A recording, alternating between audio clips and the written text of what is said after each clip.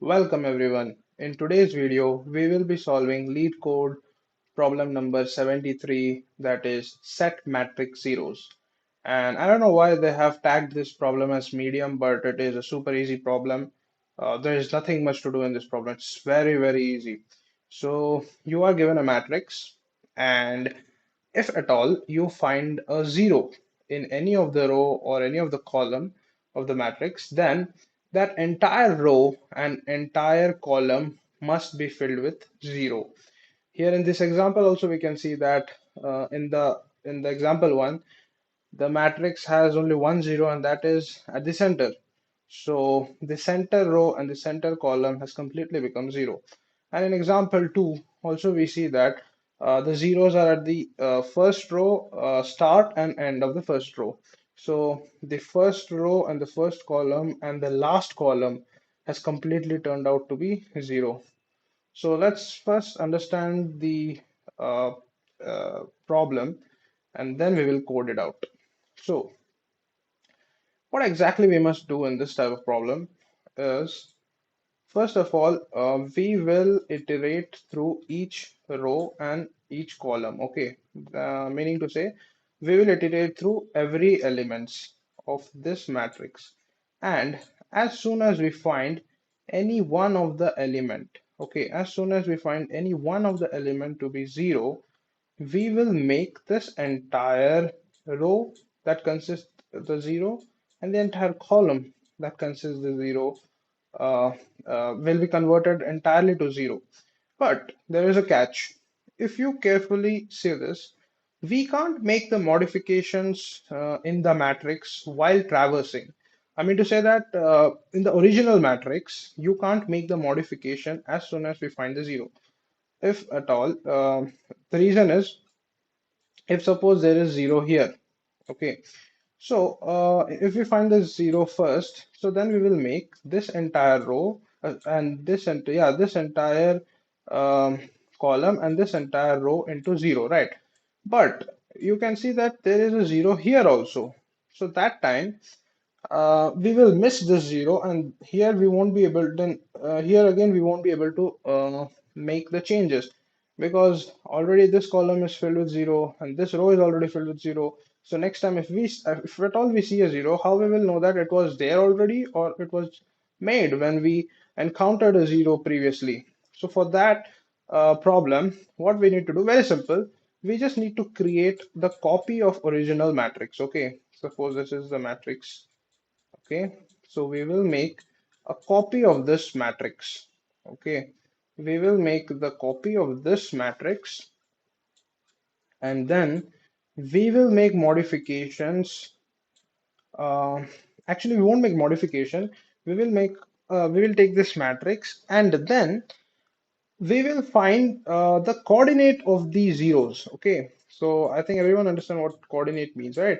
So this is a 3 by 3 matrix, and this is 0 comma 0, this is 0 comma 1, this is 0 comma 2. So like that, this is 0 comma, oh, this is 1 comma 0, then this is 1 comma 1, this is 1 comma 2, like that. This is 2 comma 0, this is 2 comma 1, and this is, sorry, that's 1, and this is 2 comma 2. Right. So like that, as soon as we find a zero in the matrix, what we'll do, we will take its indices. Okay, we'll take its row and column position. We will take the coordinate, and we will send into a helper function. Okay, we will send into a helper function. Now what this helper function will do for us, sorry, I actually don't have a pen to write, and I'm using my physical mouse to write this. So uh, sorry for the inconvenience, but try to understand this. So we will call a helper function. So that helper function will take three arguments. One is the original array. Okay, the original matrix, and the coordinates, that is I comma j. So here I is the row and the column. And then in this helper function, we will iterate through the entire row of that a particular element where zero is found, and through its column and turn everything into 0. In this way, our original matrix is getting modified, but the copy is left untouched. So this way, we can handle the edge cases if at all there is a 0 coming in the middle of any row which has already been modified. So let's code it out. Super simple. Um, Let me zoom this. Okay, let's begin. So first, let me find the rows, number of row in the original matrix, matrix dot length, and for the column, we all know that it will be the length of the first element in the matrix. So that is matrix 0 dot length, right? So this is the row and column, the matrix, and we will make a copy of this matrix, and then we will copy all the elements from the original matrix to the new matrix. And yes, here this will be of row and column of the original matrix, and now we will be copying using a for loop. So I is equal to 0, I less than call row, and I plus plus will first enter the row, and then we'll copy the elements from each column and add it to our copy. Okay, so here it would be copy at I and copy at j equal to matrix at I and matrix at j. Okay, so copying part is done. So we have successfully copied the original matrix into a copy matrix. Okay, and then what we will do, we will start finding the zeros. So again, we will traverse through the entire copy matrix now. So the dimensions will remain same, I0, 0, and again here also int j0, j less than column j plus plus. Then here also, here we will find if any one element in the copy, like for all the elements, sorry, not one, for any elements. So that is column, sorry, so that is copy I and j, copy at I and j. If it is double equal to 0, that means there is a 0 present. So that time we will call our helper function, and we will pass three parameters. First one will be our original matrix, second one will be I, and next one will be j. Okay, so this how we have uh, called the helper function. And at last, okay, so this part is done. Now we have to create our helper function. So let's create the helper function. Um,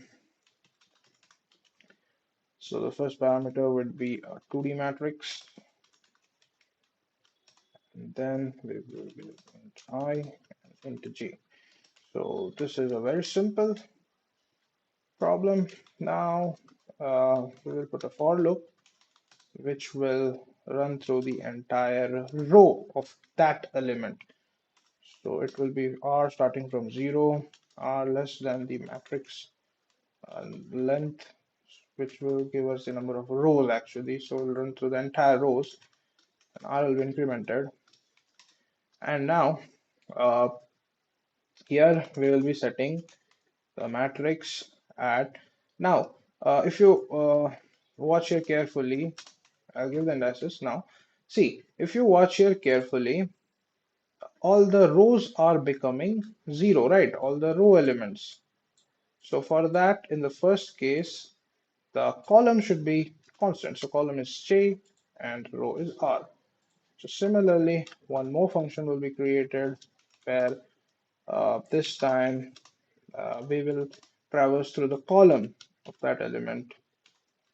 Okay, so that will be matrix at 0 dot length, number of columns, and then we are incrementing c, and finally, and here the number of rows will be constant, that is I will be constant, but c is varying, means column is varying. So we will set it 0.